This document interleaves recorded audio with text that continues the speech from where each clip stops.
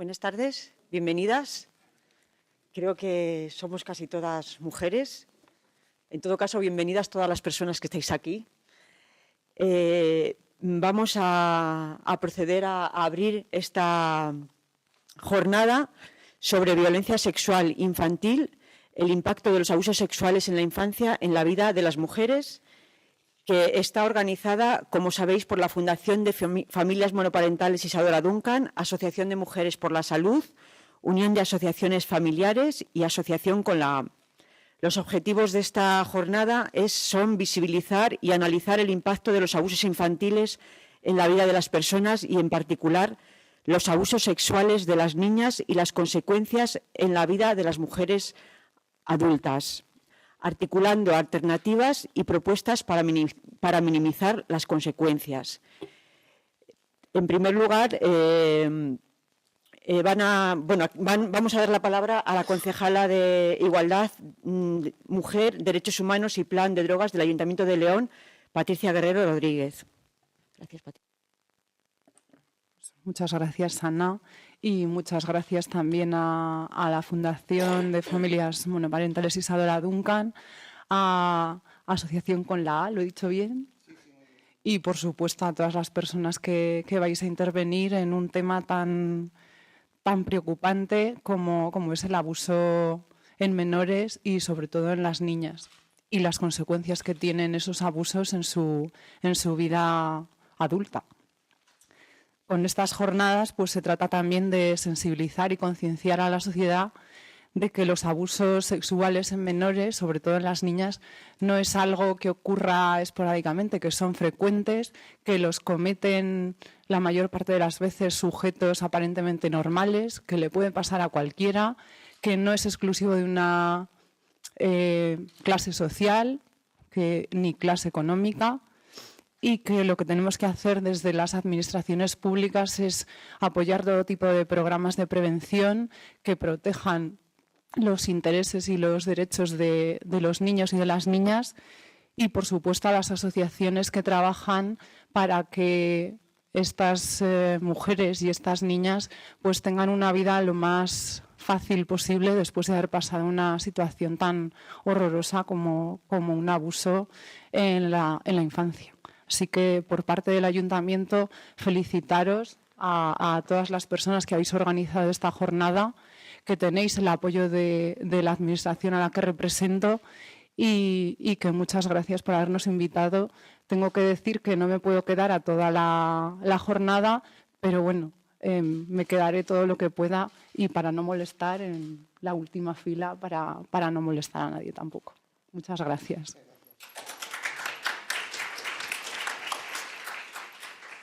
Bueno, pues a continuación nos va a hablar Alicia Gil Gómez, que es la presidenta de la Asociación con la A. Nos va a explicar un poco, a presentar también esta asociación.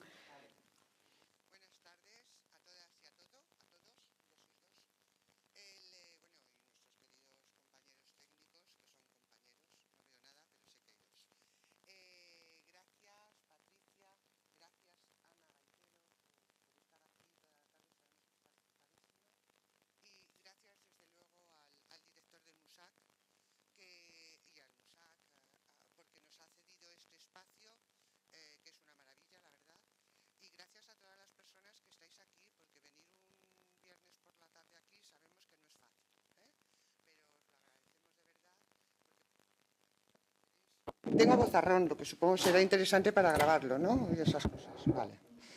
Pero se me oye, yo creo, más sin micrófono que con micrófono. Bueno, pues eso, gracias sinceras. Y de verdad quiero poner encima de la mesa una cuestión que me parece importantísima de cara a estas jornadas, ¿no?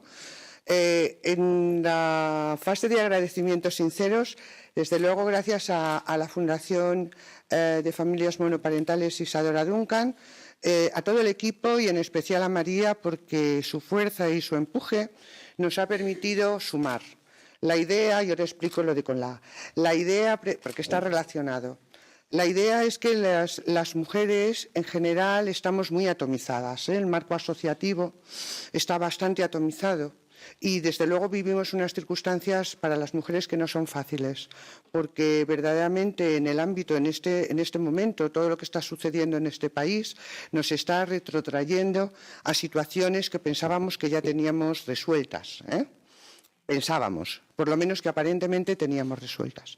Sin embargo, nos damos cuenta que lejos de estar resueltas, algunas se están agudizando y sobre todo todas las políticas de recortes están influyendo de manera determinante en servicios y en la privación de recursos que permiten abordar temas tan sangrantes como los que hoy vamos a manejar, ¿no?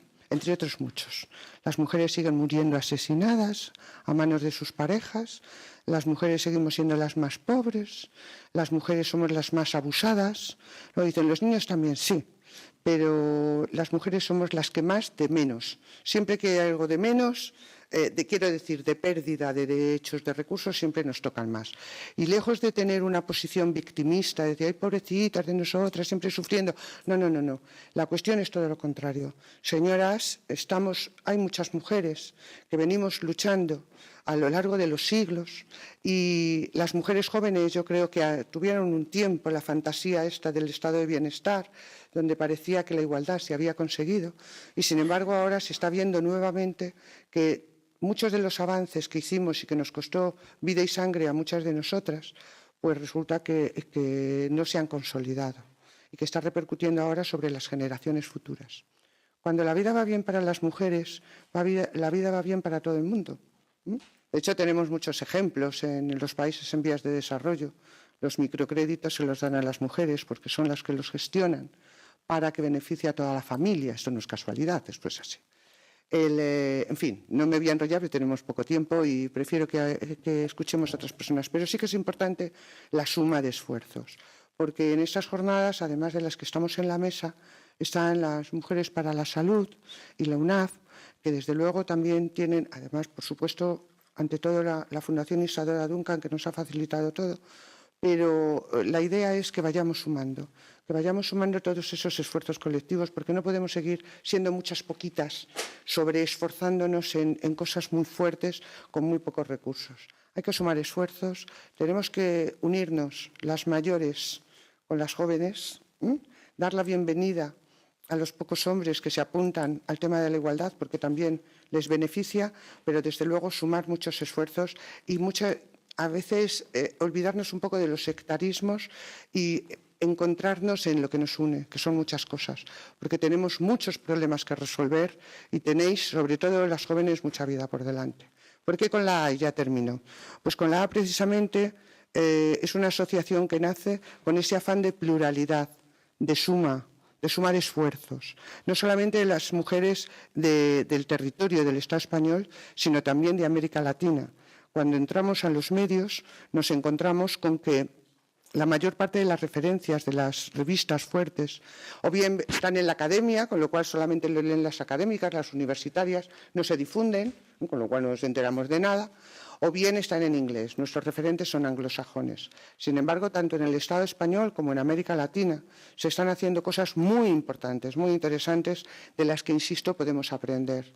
Ahí nace la asociación con la A porque queremos visibilizar todo lo femenino.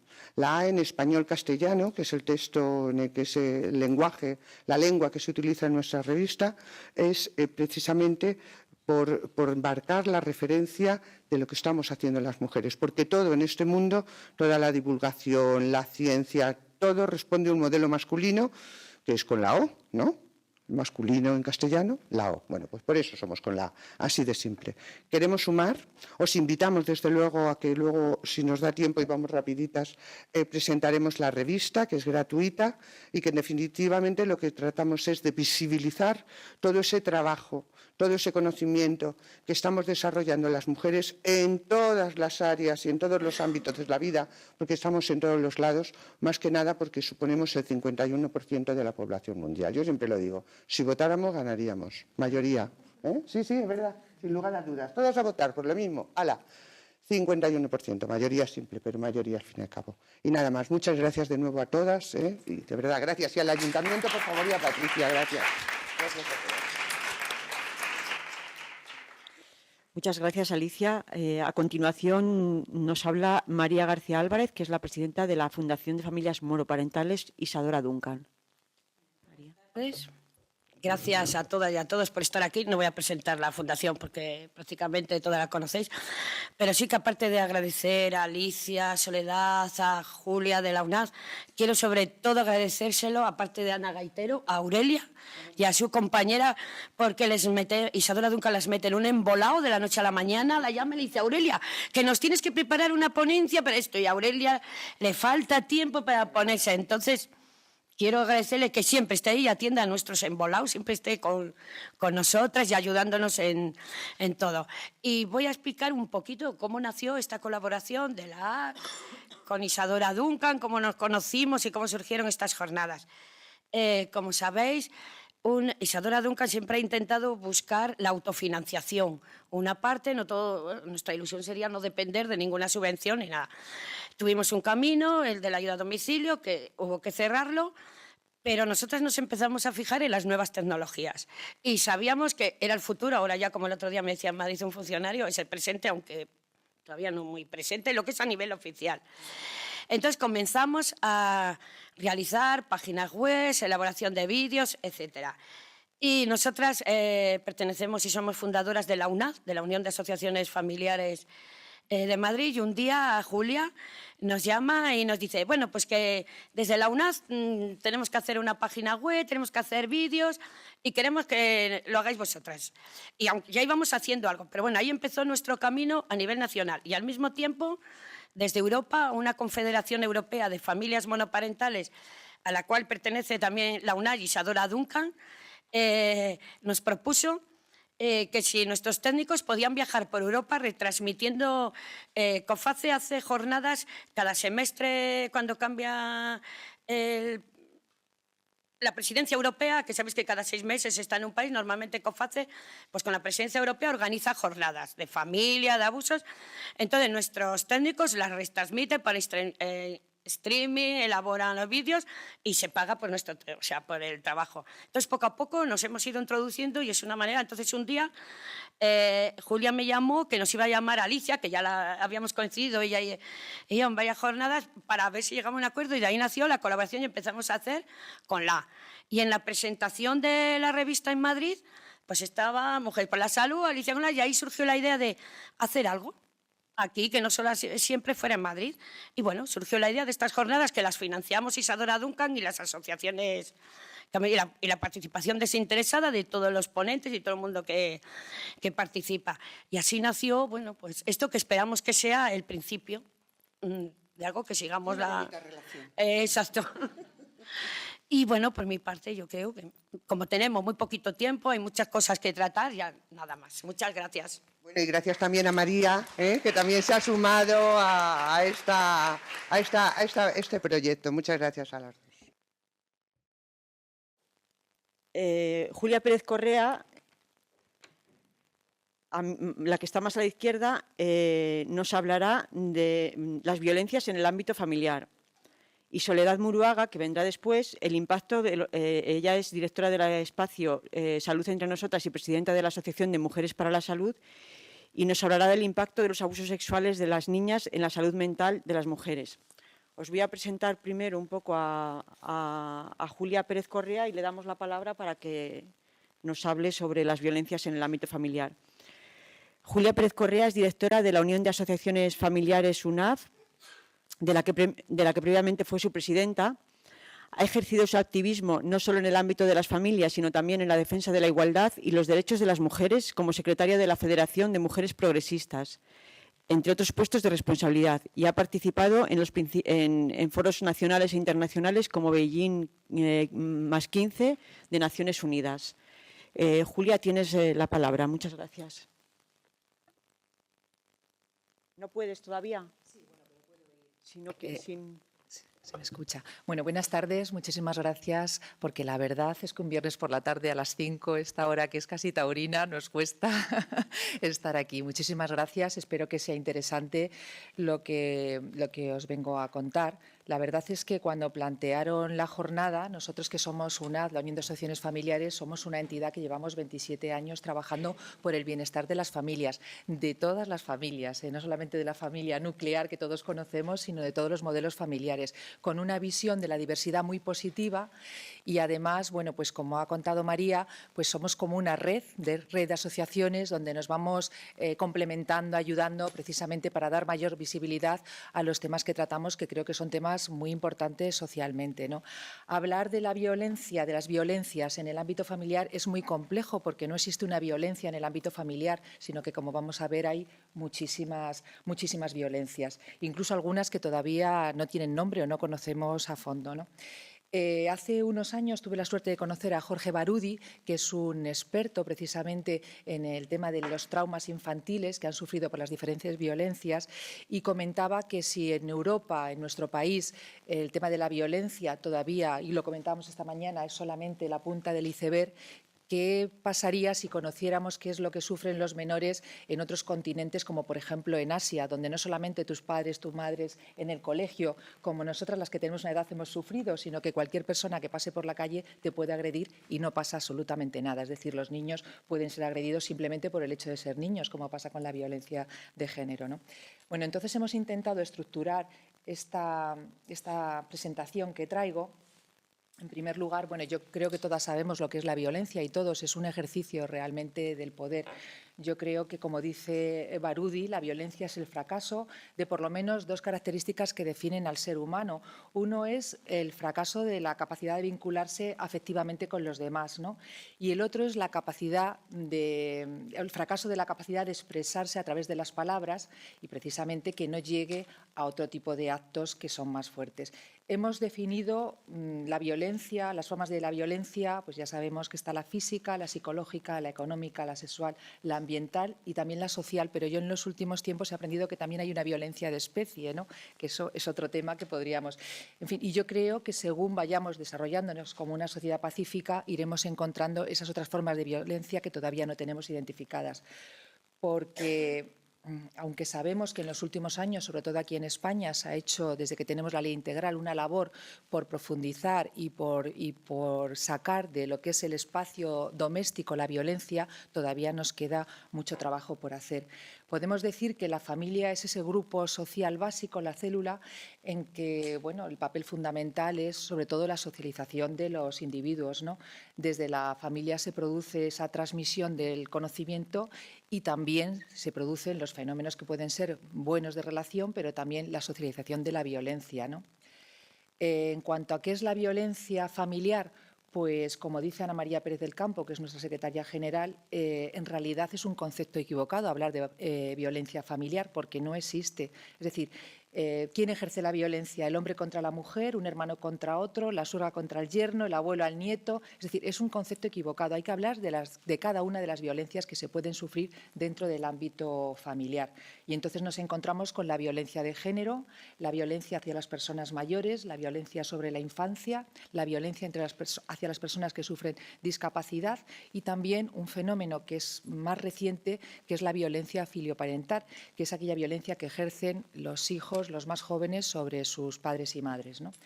Precisamente en este momento hay un congreso en Madrid en el que está participando UNAD con uno de nuestros expertos, que es el experto que trabaja en el tema de mediación entre padres y madres y hijos adolescentes.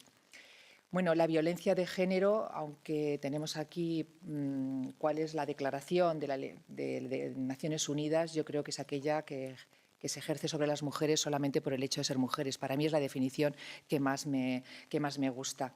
Hay que decir que es una manifestación patriarcal del poder, que históricamente ha existido una desigualdad entre los hombres y las mujeres y esa manifestación es precisamente, una de ellas es la violencia de género, que es un mecanismo social fundamental porque a través de este mecanismo, digamos, que hay una subordinación de las mujeres hacia los hombres y gracias a esa subordinación se consiguen cosas que son muy importantes, como es, por ejemplo, el cuidado gratuito de las mujeres hacia los demás miembros de la familia, sin ningún tipo de remuneración ni tan siquiera de valoración social, ¿no?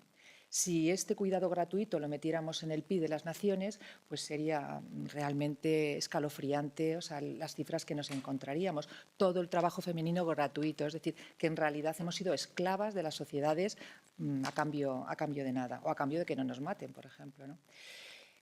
Naciones Unidas nos habla de la violencia que tiene una dimensión global y que es una pandemia a nivel mundial. Estas son las cifras del 2013. El 35% de las mujeres de todo el mundo han sufrido violencia física y o sexual. Hasta, según estudios nacionales por países, en algunos casos llega hasta el 70% y en casos más específicos de violencia puede llegar casi al 90%, que ahora contaremos, como por ejemplo la mutilación genital. Hay que decir que no es la primera vez que estoy en León, ya he venido varias veces, invitada precisamente por Isadora Duncan. La última vez creo que fue para hablar de mutilación genital, que es otra de las formas de violencia que sufren las mujeres y, bueno, también bien enunciada al final de esta presentación. Solamente el 14% de estas formas de violencia que han sufrido las mujeres son denunciadas. En el caso, por ejemplo, de las mujeres indias, las agresiones son tremendas, pero las denuncias son pequeñísimas, ¿no? Porque culturalmente y luego por las represalias que sufren cuando denuncian si no hay una buena legislación. Más de 700 millones de mujeres que viven actualmente las casaron siendo niñas, es otra forma de violencia, los matrimonios forzados. 122 millones de niñas han sufrido relaciones sexuales forzadas, 133 millones de mujeres y niñas han sufrido algún tipo de mutilación genital en el mundo y lo siguen sufriendo. Todos los días mueren y son agredidas y constituyen las mujeres, el 98% de las personas que son explotadas sexualmente son mujeres. El 40-50% de mujeres en la Unión Europea sufren insinuaciones sexuales no deseadas, contacto físico u otras formas de acoso sexual en el trabajo, donde se supone que las leyes están más avanzadas y somos más protegidas. En nuestro país, desde que se cuentan, sabéis que desde 2003 se cuentan anualmente las mujeres que son asesinadas por su pareja, que son víctimas de violencia. Hay más de 800 mujeres. Sabéis que hay una lista oficial y otra que llevan las asociaciones, que no siempre coincide, pero son más de 800. Pero hace ya más de un siglo, Emilia Pardo Bazán ya escribía artículos sobre las mujeres que eran asesinadas y sobre lo que pasaba con sus asesinos. En fin, esto no es un fenómeno nuevo, ha existido siempre, pero desde luego, como se trata ahora, no se trataba antiguamente. En 2014 fueron 54 mujeres, no es de los años que más asesinadas ha habido, y parece ser que, según los últimos informes, en el 2014 ha habido por primera vez desde muchos años un repunte de las denuncias. Ha habido 347 denuncias al día, un 1,5% más. Yo creo que este aumento de la visibilización o de la sensibilización social ha mejorado la situación de las mujeres que están sufriendo la violencia y, por supuesto, también la Ley Integral de Violencia de Género. Para los que la tenemos, nos parece que es...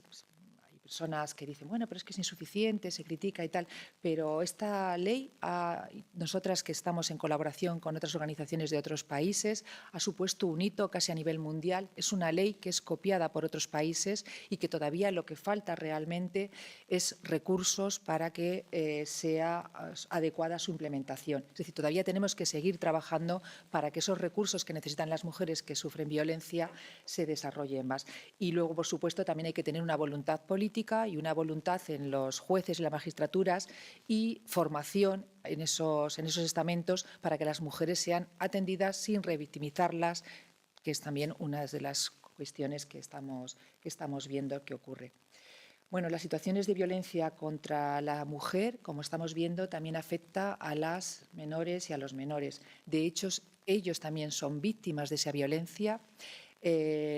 Son víctimas de la violencia porque ven la violencia que sufren sus madres y por lo tanto lo viven con ese miedo, con esos gritos, con esas agresiones y, como vemos desgraciadamente en los últimos años, son asesinados y asesinadas esas niñas por sus padres. Entonces, bueno, es una cosa que a mí personalmente me produce un escalofrío y los pelos de punta, porque creo que una sociedad no puede dejar que esos niños, esos menores que son los más vulnerables, sean asesinados por las personas que se supone que más les tenían que proteger y querer, que es su padre. Y aquí tenemos el caso de los niños de Córdoba, las niñas, las hermanas recientes de Asturias y tal. Yo creo que no tenemos conciencia social de la protección que estos menores necesitan.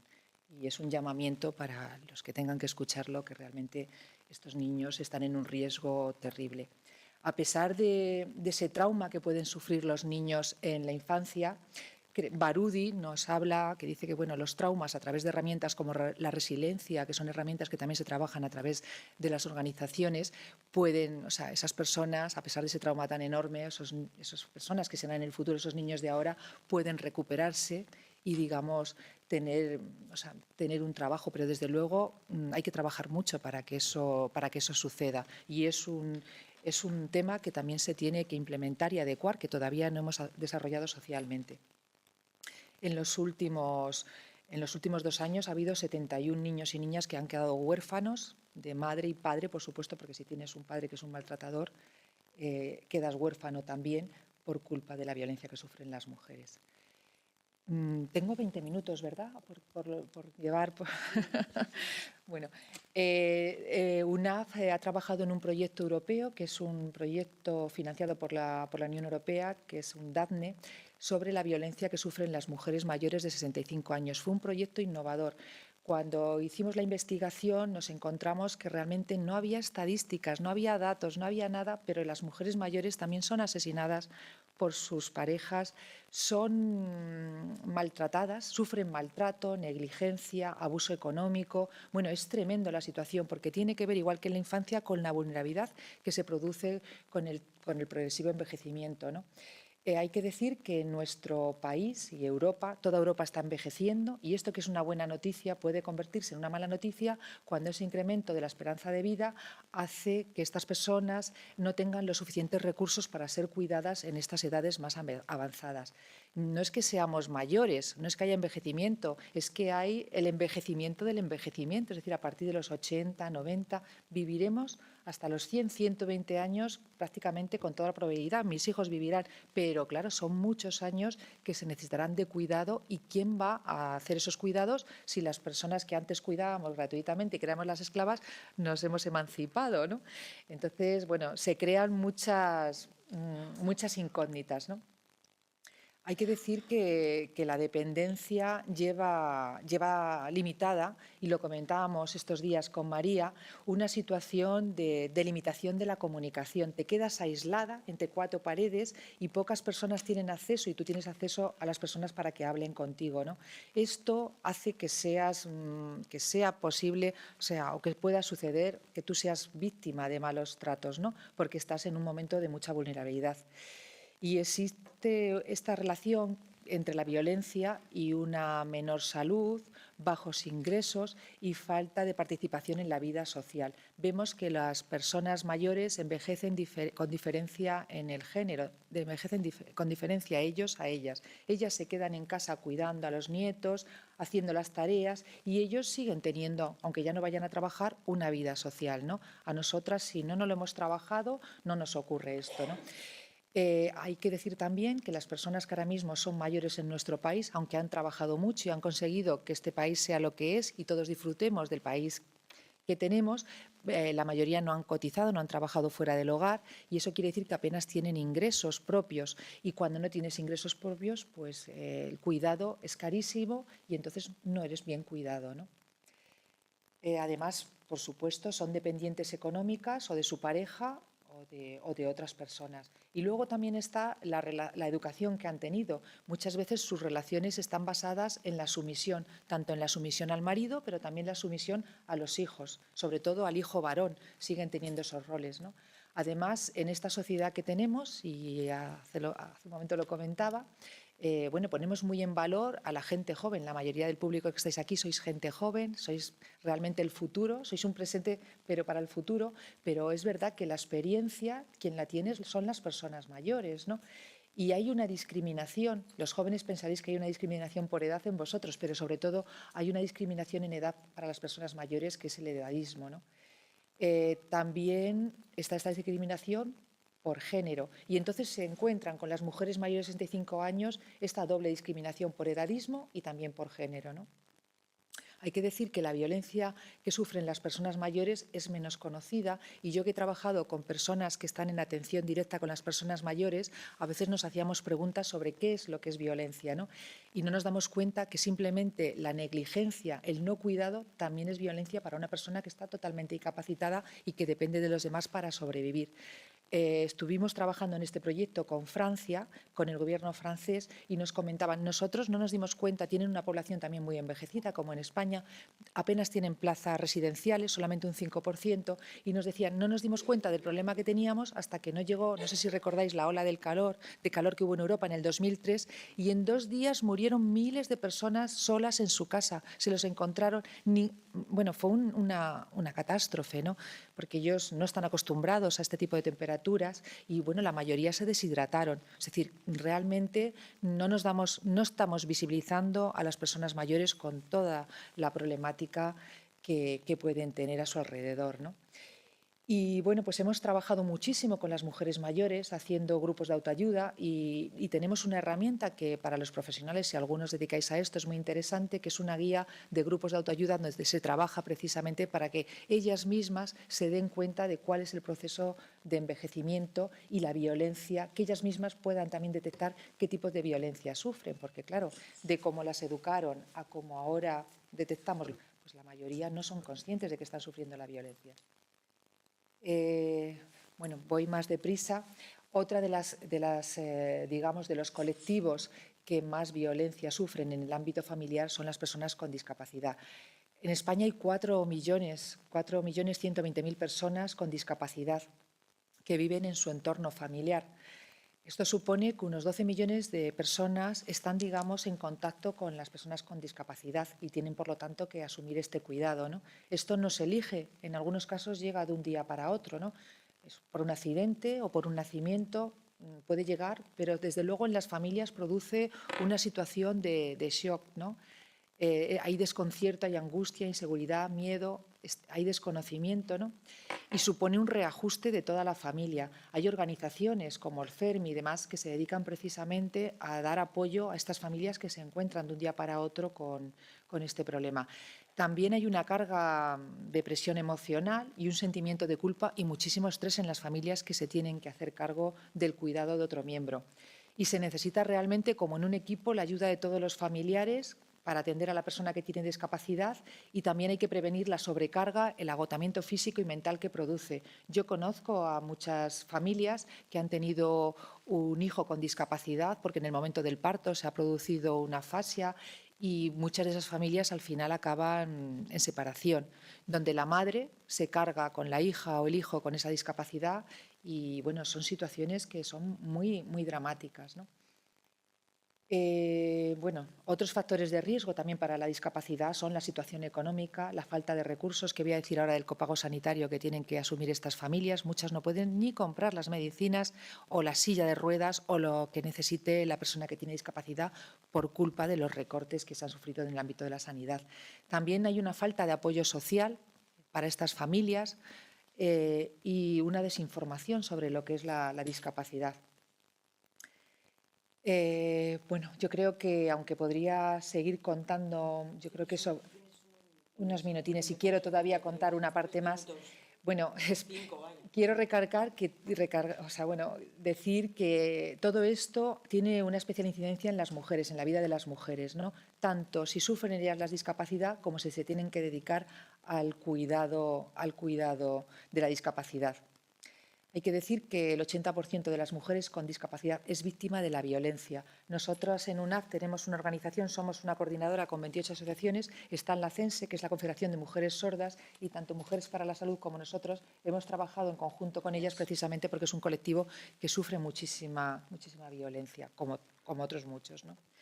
En la violencia contra la infancia, que luego Sole desarrollará más en el tema del abuso sexual, bueno, yo he querido comentar que en este caso los informes nos hablan también de la punta del iceberg, que es la violencia infantil. El Comité de Derechos del Niño y la Niña habla que la familia es un agente de socialización, que puede ser protector, pero que también es verdad que donde más abuso y más maltrato y más violencia sufren los niños es dentro de la familia, en el ámbito de la familia. UNICEF tiene un informe de 190 países que se llama Ocultos a plena luz y donde habla de la disciplina violenta en el ámbito familiar. Alrededor del 17% de los niños y niñas sufren la violencia, con formas graves de castigo, pero en países como Chad, Egipto o Yemen, más del 40% lo sufren. Son castigos corporales muy graves. Algunos acaban acaban con la vida de estos menores. Y a escala mundial, 3 de cada 10 personas adultas creen que el castigo físico es muy necesario en la educación de los menores. Los tipos de maltrato que sufren los niños pues es el físico, psicológico, el abuso sexual, que nos hablará Sole, y también la negligencia en el cuidado. Me comentaba hace unos días una experta en hinduismo que las niñas en la India, cuando nacen niña, como tienen que pagar la dote, simplemente hay negligencia en el cuidado, es decir, se la pone en la calle al sol y en unas horas la niña ha desaparecido y por lo tanto los padres han ahorrado la dote que tienen que pagar cuando esa niña se case. Y si no lleva dote, a lo mejor, o sea, si vive y no lleva dote, cuando se casa, si el padre no paga la dote, pues tanto el marido como la familia en la cocina la prenden fuego y se acaba. Ese es en algunos países la situación de la infancia. La Fundación ANAR tiene un teléfono donde los niños y niñas, los menores pueden llamar si sufren violencia de algún tipo. Y bueno, pues nos dan unos datos que no voy a contar porque ya voy un poco fuera de tiempo sobre qué es lo que se encuentran, qué es lo que cuentan los niños y qué tipo de abuso. Quería comentar que en el abuso infantil hay muy pocos estudios. Fijaros que la referencia que yo tengo, el más importante que se hizo de la Universidad de Salamanca es de 1996, de Félix López, que es un experto que además en unos días tendremos en Madrid en unas jornadas que vamos a hacer también sobre migración, y habla que el 15,2% de niños sufre abusos sexuales y el 22,7% de las niñas. Y todos los expertos y expertas hablan entre un 10 y un 20% de los menores en nuestro país y en todos los lugares del mundo sufre abuso sexual infantil. Estas son las medidas, instrumentos que se han puesto en marcha recientemente precisamente para prevenirlo. Y ya sí que para terminar, la otra violencia que os quería comentar así unas líneas, unas pinceladas, es la filioparental. Es una violencia que, como digo, está, bueno, todos habéis visto estos programas de televisión que no son muy reales, pero bueno, nos dan unas pinceladas como el hermano mayor, o no sé cómo se llama, o algo así, ¿no? Hermano mayor, donde hemos visto realmente casos dramáticos de adolescentes que, bueno, pues tienen en una situación de extrema violencia física y psíquica a sus padres, pero sobre todo, si os habéis dado cuenta, la mayoría son madres, familias monoparentales, donde el rol de género del hijo, o sea, se ha hecho como un machito alfa que lo que hace es decirle a la madre lo que tiene que hacer, cómo se tiene que vestir, con quién tiene que relacionarse, este tipo de cosas, ¿no? Es un tema muy complejo de tratar porque estos chavales y chavalas, hay más chavales que chavalas, pero también hay algunas, producen pues eso, golpes, empujones, hay de todo tipo, desarrollan todo tipo de violencias. Y siempre ha existido, pero digamos que ahora también porque hay menos hijos, porque está el síndrome este del hijo emperador, ¿no? Que es un poco niños muy sobreprotegidos, que esa demanda, pues digamos, no se han puesto los límites y digamos que es un fenómeno social que está en auge. Aquí hablamos de un recurso que nosotros tenemos, que es los programas de mediación, como os he comentado, que es para padres y madres que tienen hijos adolescentes. La mediación no sirve para tratar la violencia. No se puede hacer mediación si hay violencia ya instaurada en una familia. Pero sí que la mediación sirve como una herramienta preventiva, cuando hay problemas, pues ahora, pues por ejemplo, los chavales con el móvil tienen muchísima adicción al móvil. Les estás hablando y están haciendo caso, están con el móvil, ¿no? Entonces, bueno, antes de llegar, digamos, a entablar en las familias esas relaciones de violencia, sí que se puede ir a mediación y a través de la comunicación, abriendo vías de comunicación, tanto con los padres como con los hijos, se puede llegar a que se mejore la comunicación y a que haya acuerdos y tanto una parte como otra puedan cumplirla. Pero una vez que ya ha habido casos de violencia, hay que llevarlos a otros recursos, a terapias. Quería decir que en el caso de la violencia filioparental se unen varios temas, como que puede ser, a veces hay mezcla de alcohol, de drogas, menores con algunos problemas de origen psicológico, es decir, no son todos los casos los que van a llevar a este afloramiento, sino que ya son, digamos, unos casos muy concretos, ¿no? Unos perfiles muy concretos.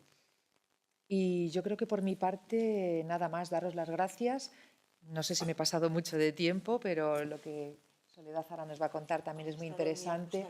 Pues ahí tenéis nuestra página web, nuestro correo, y si tenéis alguna consulta que hacernos o algún material, hemos dejado en la entrada unos materiales que, aunque no están muy actualizados, como hay muy poco de violencia en el ámbito familiar, he querido traer, pero si necesitáis algo más os lo podemos hacer llegar o a través de nuestra página web. Muchas gracias.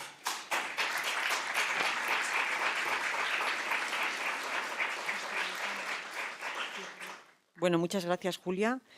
Un montón de cifras. Yo me quedaría con una de las finales. Me quedaría con una de las finales sin olvidar todas las demás, pero como el tema que nos ocupa son los abusos sexuales en la infancia, el dato que has comentado, Julia, de entre un 10 y un 20% de menores que sufren abuso sexual en la infancia, efectivamente. Así que ahora le toca el turno a Soledad Muruaga López de Guereñu, para hablar precisamente del impacto de los abusos sexuales de las niñas en la salud mental de las mujeres. Os voy a presentar Soledad Muruaga es directora del Espacio de Salud Entre Nosotras y presidenta de la Asociación de Mujeres para la Salud. Es maestra, psicóloga. Me parece que merece la pena conocer la trayectoria de estas personas que nos vienen a hablar, porque realmente es una trayectoria de mucha aportación a la lucha por la dignidad de las mujeres, ¿no? Os leo: maestra, psicóloga, sexóloga feminista, presidenta y cofundadora en 1987 de la Asociación de Mujeres para la Salud de Madrid, y editora de la revista La Boletina, que publica dicha asociación. Es también directora y cofundadora en 1990 del Espacio de Salud Entre Nosotras. En 1993 fue galardonada con el Premio Nacional María Espinosa, otorgado por el Instituto de la Mujer y el Ministerio de Cultura, por el trabajo de investigación La prevención de la depresión posparto, un enfoque experimental. Ha recibido también el Premio Participación por la Igualdad del Consejo de Mujeres de Madrid en el 2008, y es profesora del curso de posgrado de Violencia de Género y Salud de las Mujeres y del máster Los mecanismos de prevención del acoso sexual y del acoso por razón de sexo en la Universidad Jaume I y Fundación Isonomía. Soledad, tienes la palabra. Muchas gracias. A ver si ya. Bueno, lo primero deciros que estoy encantada de participar en este evento, que lo hemos organizado 4 asociaciones, y las compañeras con las que me relaciono en estas 4 asociaciones son amigas, con lo cual amigas con mayúscula.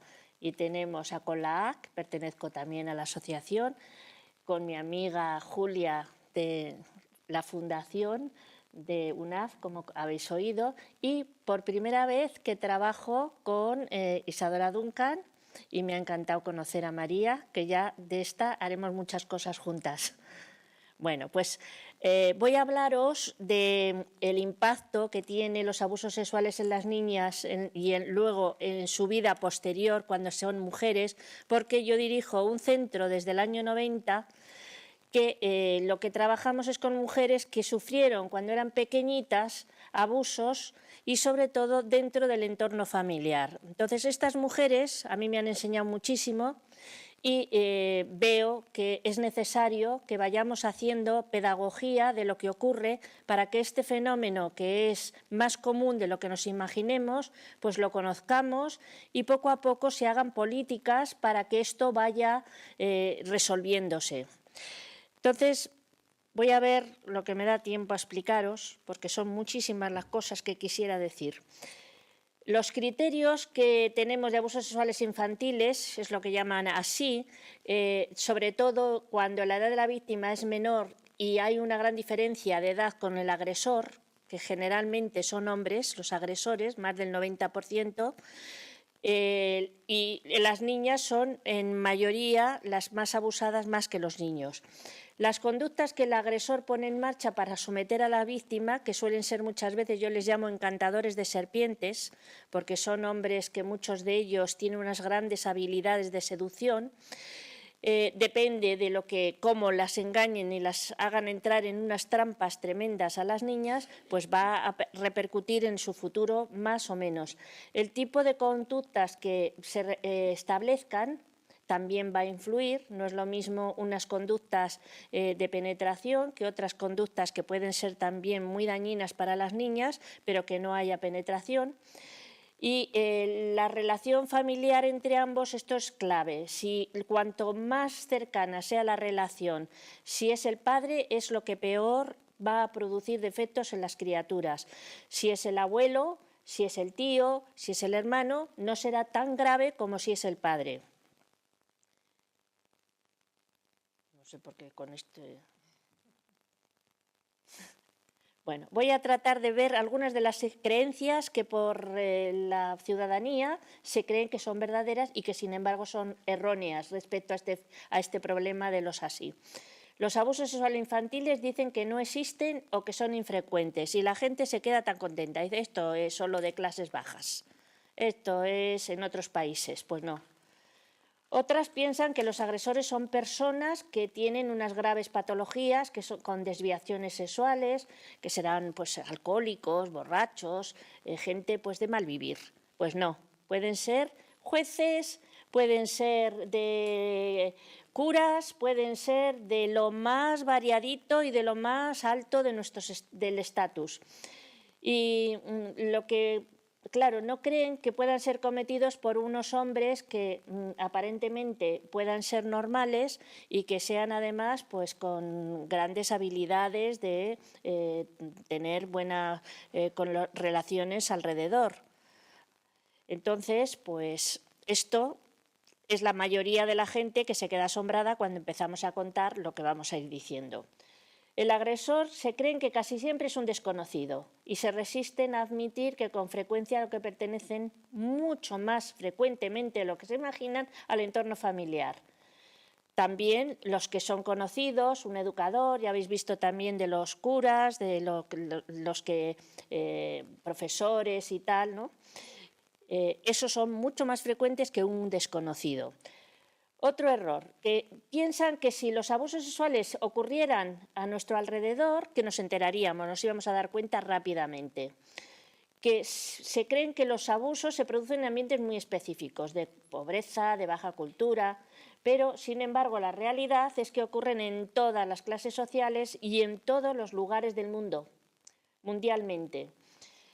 Por lo tanto, dicen también que cuando las niñas están diciendo que están sufriendo abusos sexuales, que no, que fantasean, que debido a la resistencia que tienen las personas adultas porque les produce demasiada angustia al reconocer y evidenciar que esto es una realidad tan dura que es mejor como el avestruz, ¿no?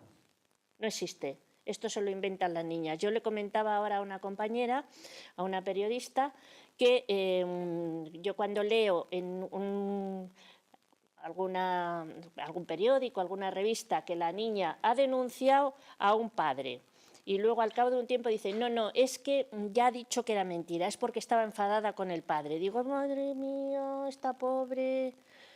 Para que todos eso en la familia Telerín otra vez todo vuelva a su cauce, como todo el mundo se asusta demasiado y se produce ahí un ambiente terrorífico, ¿qué hace la niña o el niño? Pues dice, no, es que me lo he inventado, así todo vuelve otra vez a su cauce. Yo cuando lo leo, de verdad, se me ponen los pelos de punta, digo, pobre criatura. Luego, piensa la mayoría que si la madre de un niño o una niña se entera de que su hija ha sido objeto de un abuso, que no lo consentiría, que lo denunciaría a alguien. Pero más de la mitad de estas menores ocultan el hecho porque saben que esto va a generar muchísimos problemas y lo ocultan, sobre todo si la hija es víctima por parte del padre.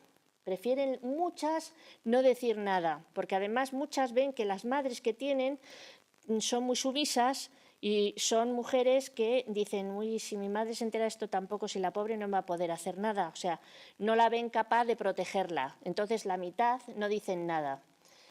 Luego, la incidencia que hay, pues es muy difícil. Como os ha dicho Julia, es muy difícil conocer su verdadera frecuencia y los estudios más recientes se basan en autoinformes ya cuando son adultas que comunican los recuerdos que tienen de sus sucesos cuando eran pequeñas. Y así, pues, claro, esto no se sabe realmente más que la punta del iceberg.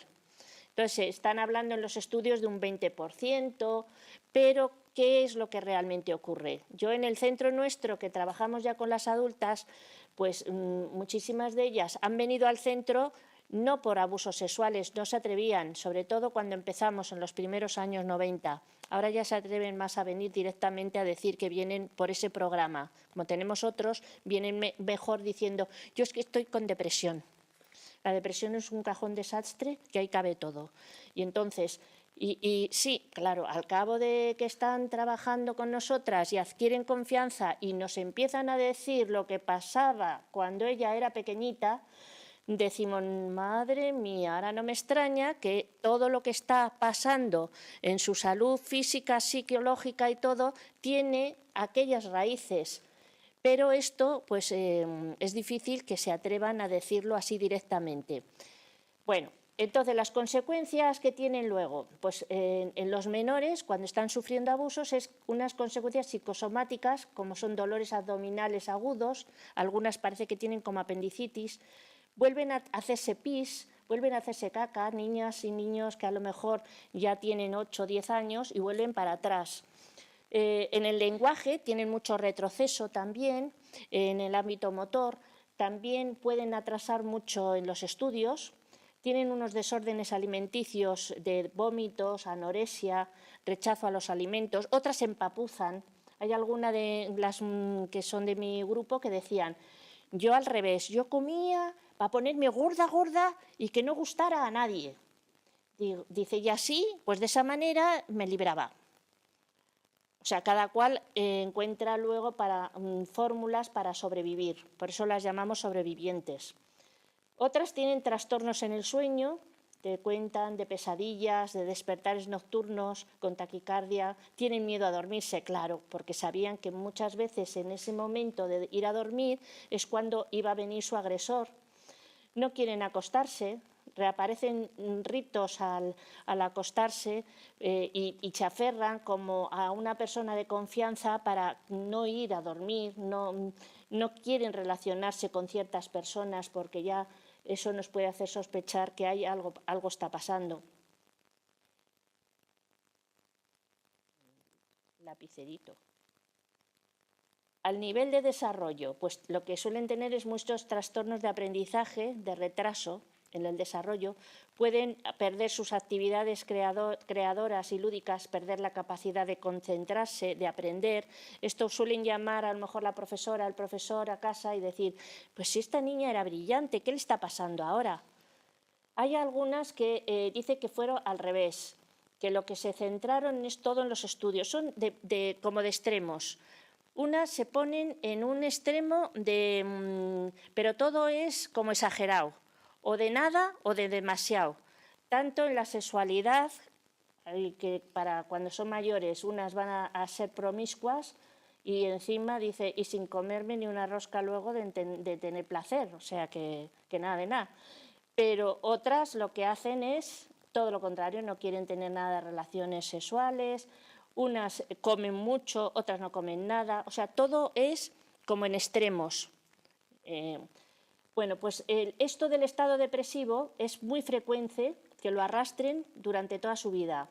Si no se tiene luego un tratamiento, pues una tristeza muy grande, agitación, angustia constante, manifestada en la necesidad de ser tranquilizada y un miedo permanente sin un objeto definido. Fijaros también la contradicción, unos sentimientos de culpabilidad, esto lo arrastran toda la vida. Piensan que ellas han sido como el agresor le solía decir que la culpable era ella y que no le iban a creer y que ella tenía la culpa y que ella era la que provocaba y no sé qué. Pues estos sentimientos de culpabilidad los arrastran y muchas dicen que encima nunca han dicho que además algunas veces ella ha sentido placer. Y, ay, madre mía, pues claro, pues si eso no tienes la culpa y tal, ¿no? Pues todo el mundo en los talleres, que es lo bueno que tiene luego trabajar esto en grupo, unas y otras escuchan y dicen, anda, si lo que yo le estoy oyendo a ella es idéntico a lo que me ha pasado a mí. Y a ella yo no la considero culpable, todo lo contrario, ella era una niña, tal. Y eso es estupendo porque se oyen unas a otras y lo que para ti es culpabilidad y no te lo perdonas, al oírlo a la otra puedes sentir que no es así. Y entonces la otra se lo vuelve a decir luego a ella también. Y unas a otras es un apoyo mutuo enorme. Por eso nosotras todo esto no queremos que solo sea terapia individual. Nos parece bien en una primera etapa, después de una entrevista, hacer una terapia individual, pero luego esto, que es una cuestión, que es una problemática social y es una problemática de género, nos parece que se adelanta enormemente cuando todo eso se trata en grupo y se ve que no eres ni sucia, ni mala, ni tienes por qué avergonzarte, que tú no has tenido la culpa, que tú has sido una niña inocente y que te han quitado la niñez. Yo siempre digo que de lo peor que hay en esto que se organiza, se desorganiza la vida de las criaturas, la peor cosa que puede haber, más que, fijaros, más que los efectos en la sexualidad, para mí es en la confianza. La confianza de las criaturas se pierde totalmente, yo diría que en los seres humanos. Y entonces te quitan la niñez y te quitan la confianza. Y eso es lo que hay que trabajarlo para que puedan otra vez ir confiando en que hay personas que pueden ser de confianza. Muchas no quieren ni que las toques. O sea, para empezar a tocarlas es como una cosa de estar alerta, ¿no? Entonces tienes que ir poco a poco, cuando ya en el grupo están ya que saben que todas nos apreciamos, que todas nos queremos, que nos valoramos, que nos entendemos, y poco a poco luego hay que hacer una serie de ejercicios para que puedan ir admitiendo el contacto corporal. Yo al principio, vamos, ni se me ocurre, luego puedo abrazarlas, en un momento determinado, puedo darles un abrazo y eso es sanador, porque eso es de una manera que no es sexual, que es un abrazo de solidaridad, de comprensión. Todo esto, pues es para mi gusto, fijaros que yo trato, bueno, todo mi grupo de las psicólogas que estamos, tratamos depresiones, tanto de mujeres mayores, de mujeres medianas, de mujeres jovencitas, cada una tiene sus características. Trabajamos con mujeres que han sido maltratadas por sus parejas, mujeres que se separan con grandes traumas en las separaciones. Bueno, para mí, de todo lo que trabajamos, este tema de los abusos en la infancia, de las mujeres que cuando son adultas han sido abusadas, me parece de una injusticia, me parece de un dolor, y además que en todos los ambientes donde yo he ido a dar charlas, al terminar se me ha acercado alguna y me ha dicho, nunca lo he dicho, pero a mí también me ha pasado. Digo, pues, si puedes encontrar para poder hablarlo y poder decirlo, porque es sanador el poder expresar lo que tú has vivido, que muchas se lo llevan a la tumba. Sobre todo, ahora ya se ha hablado más y se puede por lo menos ver que hay más gente, pero anteriormente muchísimas mujeres, nuestras madres, nuestras abuelas, se lo han llevado a la tumba. Y eso es terrorífico, porque ese sufrimiento de haberte quitado la niñez y haberte quitado la confianza en los seres humanos no tiene precio, es terrible.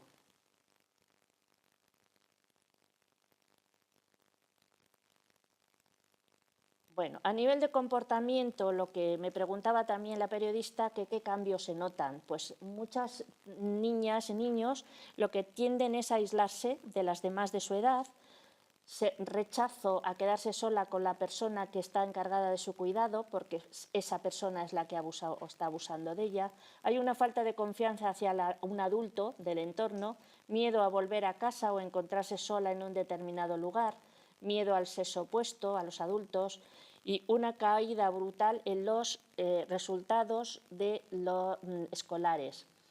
Sin embargo, fijaros, una de las cosas que yo también me he dado cuenta a lo largo de estos años es que muchísimas de las que nosotras tratamos son grandes artistas, en diferentes niveles de lo que, cómo han expresado ellas su angustia y su vivencia de lo que tenían que vivir, lo han ido plasmando en diversas artes y son luego unas creadoras enormes. Entonces yo esto es lo que les digo a ellas. Bueno, mira, es como una herida que no la vas a poder ya quitar de por vida como herida, pero sí podemos hacer que la cicatriz sea lo menos posible. Y entonces vamos a ver también qué cosas tú has sacado de esto, de tus fuerzas interiores, para sobrevivir. Y entonces empiezan cada una a ver qué cosas tienen de lo que ellas han desarrollado y tienen también una sensibilidad tan grande y son unas psicólogas de todo lo que, claro, han desarrollado toda una serie de habilidades para poder ellas escapar muchas veces de todo eso, ¿no? Entonces, todo eso lo anotan, lo ponen y se empiezan a dar cuenta que son personas muy valiosas. Entonces, todo eso les hace a ellas decir, bueno, es verdad que yo no puedo volver para atrás todo lo que me han hecho, pero yo sé que valgo, yo sé que no soy culpable, yo sé que puedo ahora hacer con mi vida todo lo que quiera. Y establecen entre ellas también unas relaciones muy, muy fuertes de solidaridad que se llaman, que luego se apoyan cuando han terminado la terapia con nosotras, con lo cual hay como una esperanza de que se puede trabajar esto y que las mujeres que lo han sufrido pueden, me imagino que también los que trabajan con niños, yo no tengo la experiencia con niños, solo con niñas, con mujeres adultas, pues hay una forma luego de que yo cuando han pasado los años y me vienen a visitar y te dicen, oye, fíjate que ahora estoy haciendo esto y tal, bueno, me da una alegría que digo, bueno, ¿y te va bien y tal? Sí, sí, sí, fenomenal. Y ya estoy yo, vamos, de lo de cuando vine, que era una etapa de mi vida que era como un túnel, ahora no tiene nada que ver. Con lo cual, pues, dentro de lo que hay esperanza. Bueno, otra de las facetas también que sufre muchísimo es a nivel sexual, que puede manifestarse la niña en una actividad autoerótica como compulsiva y que con conductas que no suelen ser normales a una determinada edad, un comportamiento sexual muy precoz, incluso algunas con un acoso hacia otras niñas o niños, y el conocimiento de un lenguaje sexual que es chocante para su edad. ¿Cuánto me queda? Estoy fuera de tiempo. Bueno, pues hay otra de las cosas también que son muy dañinas, que son los daños físicos. Se hacen ellas, algunas, como autolesiones. Entonces yo cuando he hablado con ellas digo, ¿y tú por qué crees que hacía eso? Y dice, sí, porque era tal el dolor que me producía esto que si yo me hacía mis pues arañazos, raspones, hasta incluso hacerme daño de salir sangre y tal, me centraba en eso, no en lo que estaba sucediendo. Y otras te dicen, pues yo lo que hacía era como evadirme y como subirme a otro nivel. O sea, abandonaba mi cuerpo y allí se quedaba con lo que me estaban haciendo, pero yo me iba a otro lugar. Otras lo que hacen es olvidar.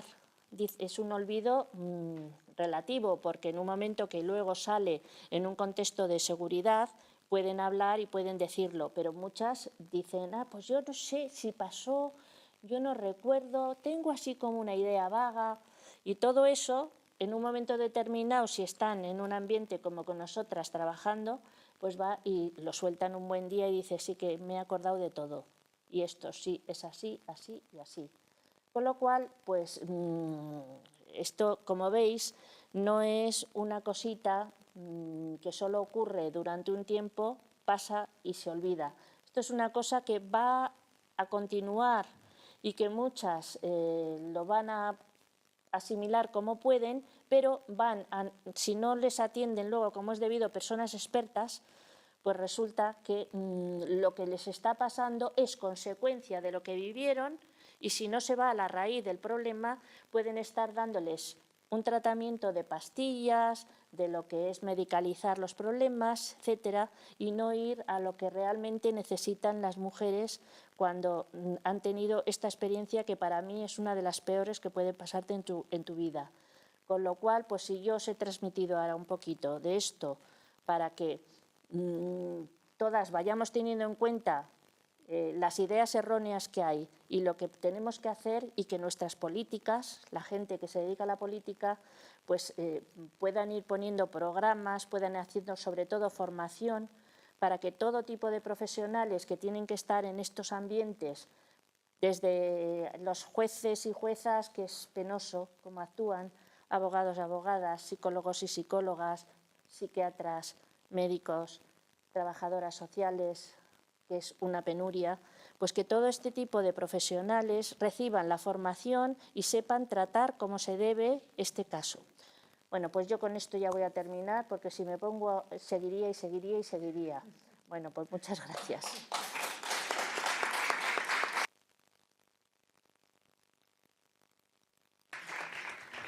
Muchas gracias, Soledad. Por resumir un poco los errores que hay de pensamiento en torno a los abusos sexuales en la infancia, que nos ha comentado Soledad, la creación de ese espacio de salud desde el año 90 entre nosotras, en el que habrá escuchado tantas y tantas historias de mujeres adultas, pero que en su infancia sufrieron abusos, y de donde nos ha contado que lo más importante o lo que más le puede llegar a cualquiera, o a mí lo que más me ha quedado es el que a esas personas, a esas mujeres, a aquellas niñas se les robó la niñez, que han perdido totalmente la confianza en los seres humanos, que en el problema físico de no querer ni que las toquen, el silencio en torno al problema, que muchas se lo han llevado, ya las que han llegado entre nosotras no, porque han tenido la oportunidad de contarlo, pero que es ciertamente que la idea esa de que muchas mujeres se lo han callado y lo han sufrido hasta morirse, es otro de los aspectos que me ha llamado la atención. Y el asunto digamos, del impacto en la salud, lo que ha dicho ella de la depresión como cajón desastre.